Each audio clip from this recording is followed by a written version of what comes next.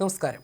മലയാളിയായ പർവ്വതാരോഹകൻ ഷെയ്ഖ് ഹസൻ ഖാൻ യുഎസിലെ ഡെനാലി പർവ്വതത്തിൽ കുടുങ്ങിയ സംഭവത്തിൽ ഇടപെടലുമായി കേന്ദ്രമന്ത്രി ജോർജ് കുര്യൻ. രക്ഷാദൗത്യത്തിൽ ഉടൻ ഇടപെടണമെന്ന് വാഷിംഗ്ടണിലെ ഇന്ത്യൻ എംബസിയോട് കേന്ദ്രമന്ത്രി ജോർജ് കുര്യൻ നിർദ്ദേശിച്ചു. Deputy speaker Chittayam Gopakumar, Antony MP, BJP സംസ്ഥാന അധ്യക്ഷൻ രാജീവ് ചന്ദ്രശേഖർ എന്നിവരും വിഷയത്തിൽ ഇടപെട്ടിട്ടുണ്ട്. പന്തളം പൂഴിക്കാട് കൂട്ടംവെട്ടിയിൽ ദാറുൽ ഖറാമിൽ എം.എ. അലി അഹമ്മദ് ഖാന്റെയും ജയ് ഷാഹിദയുടെ മകനായ ഷെയ്ഖ് ഹസൻ ഖാനാണ് കൊടുമുടിയിൽ 17,000-ഓളം അടിക്ക് മുകളിലെത്തിയ ശേഷം കുടുങ്ങിയതായി ബന്ധുക്കൾക്ക് വിവരം ലഭിച്ചത്. സാറ്റലൈറ്റ് ഫോൺ മുഖേന താൻ കുടുങ്ങിയ വിവരം ഹസൻ ഖാൻ ബന്ധുക്കളെ അറിയിക്കുകയായിരുന്നു. കൈവശമുള്ള ഭക്ഷണവും വെള്ളവും തീർന്നതിനാലാണ് സഹായം തേടിയതെന്ന് ആന്റണി എം.പി വിദേശകാര്യമന്ത്രി ഡോക്ടർ എസ് ജയശങ്കറിന് അയച്ച കത്തിൽ പറയുന്നു. ഖാനെ രക്ഷിക്കാൻ വേണ്ട നടപടികൾ സ്വീകരിക്കണമെന്ന് കത്തിൽ ആവശ്യം ഉന്നയിച്ചിരുന്നു. ഹസൻ ഖാന്റെ ജീവൻ രക്ഷിക്കാൻ ആവശ്യമായ നടപടികൾ സ്വീകരിക്കണമെന്നാവശ്യപ്പെട്ട് ഡെപ്യൂട്ടി സ്പീക്കർ ചിറ്റയം ഗോപകുമാർ മുഖ്യമന്ത്രിക്ക് കത്തയച്ചിരുന്നു. ഹസൻ ഖാൻ കൊടുങ്കാറ്റിൽ അകപ്പെട്ടുവെന്നാണ് വിവരം. ജൂൺ 4 രാത്രി ചെന്നൈയിൽ നിന്ന് ദുബായിലെത്തി. അവിടെ നിന്ന് 6 അമേരിക്കയിലേക്ക് പറന്നത്.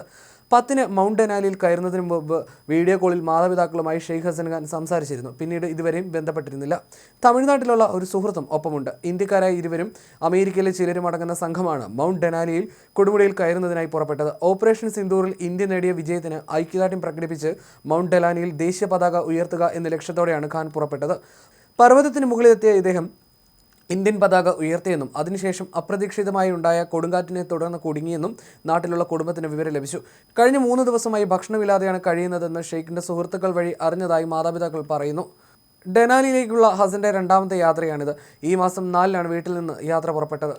ചെന്നൈയിലെ സുഹൃത്തിനൊപ്പമായിരുന്നു 2ാമത്തെ ഡെനാലി യാത്ര. 5 ചെന്നൈയിലെത്തിയ ശേഷം ദുബായ് വഴി അമേരിക്കയിലേക്ക് പോവുകയായിരുന്നു. 10 അമേരിക്കയിൽ നിന്ന് വീഡിയോ കോൾ വഴി സംസാരിച്ചതായി മാതാപിതാക്കൾ പറയുന്നു. അന്നാണ് ചിത്രങ്ങൾ അവസാനം പങ്കുവച്ചതും.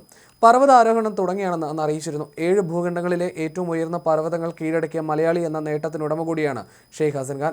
സെക്രട്ടേറിയറ്റിൽ ധനകാര്യ വകുപ്പിൽ അസിസ്റ്റന്റ് സെക്ഷൻ ഓഫീസറായ ഷെയ്ഖ് അവധിയെടുത്താണ് പർവ്വതാരോഹണത്തിന് സമയം കണ്ടെത്തിയിരുന്നത്.